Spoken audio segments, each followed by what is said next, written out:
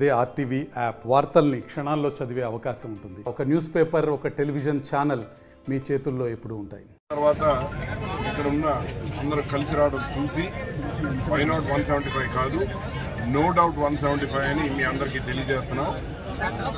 చంద్రపూడి నియోజకవర్గంలో గతంలో 40,000 మెజార్టీ రావడం జరిగింది. ఈసారి వై నాట్ 50,000 అనే మాట అందరి మాట వింటున్నాము. తప్పకుండా ఈ ప్రాంతంలో, ఈ జిల్లాలో, ఈ 2-3 జిల్లాల్లో కూడా జగన్మోహన్ రెడ్డి గారికి చంద్రపూడి నియోజకవర్గం నెంబర్ 1 స్థానంలో ఉండబోతుంది. మెజారిటీ విషయంలో ఇక్కడ అన్ని రకాలుగా అన్ని సర్వేల్లో కూడా చంద్రపూడి నియోజకవర్గం మొట్టమొదటి రోజు నుంచి కూడా వైఎస్ఆర్సీపీ గెలుపు గ్యారంటీ అన్న విషయం మనకి స్పష్టంగా కనపడుతుంది.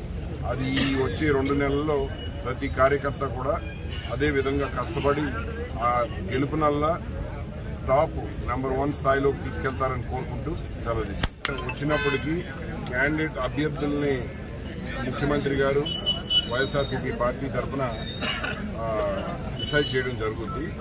ఆ విషయంలో ఈరోజు జగన్మోహన్ రెడ్డి గారు విజయరాజు అనే వ్యక్తి చంద్రపూడి నియోజకవర్గానికి ఎమ్మెల్యే అభ్యర్థిగా పోటీ చేయబోతున్నారని తెలియజేశారు. ఈరోజు ఎటువంటి వర్గాలు లేవు, ఎటువంటి వేరే ఆలోచన లేవు. అందరూ కలిసి వైఎస్ఆర్సీపీ పార్టీని గెలిపించడమే ముఖ్య ఉద్దేశం. జగన్మోహన్ రెడ్డి గారిని మళ్లీ ముఖ్యమంత్రిగా చూడటమే మా ధ్యేయం. దాంట్లో ఎటువంటి సందేహం లేదు. విషయం మన గత ఎమ్మెల్యే, ఇప్పుడున్న ప్రస్తుత ఎమ్మెల్యే ఎలీజా గారి గురించి అడుగుతున్నారేమో. ఎలీజా గారిని ఏదో గౌరవపదమైన తప్పకుండా ఆలోచిస్తుందని మా అందరూ భావం. ఆ విషయంలో మా అందరి సహకారం కూడా ఉంటుంది. ఎందుకంటే కలిసి ఒక కుటుంబంలాగా చేయడం జరిగింది. దాంట్లో ఎటువంటి సందేహం.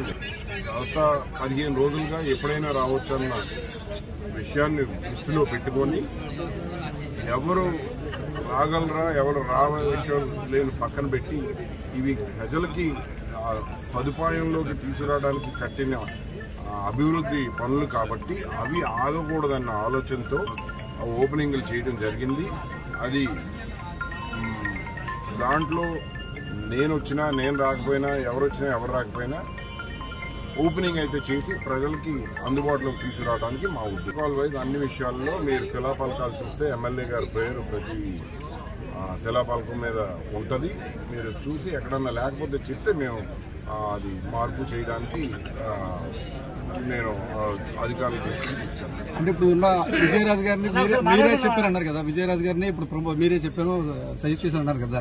అంటే గత ఎమ్మెల్యే సరిగ్గా పనిచేయట్లేదు తీసుకుని చెప్పారా సార్? మంచి వైఎస్ఆర్సీపీ పార్టీలు ఈరోజు దాదాపు 70 మంది మార్పులు జరిగినాయి.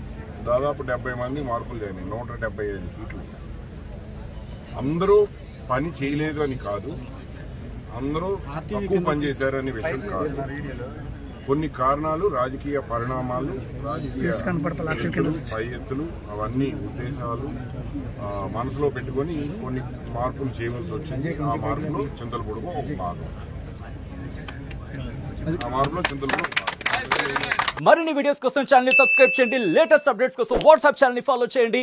అండ్ లింక్ డిస్క్రిప్షన్ లో ఉంది.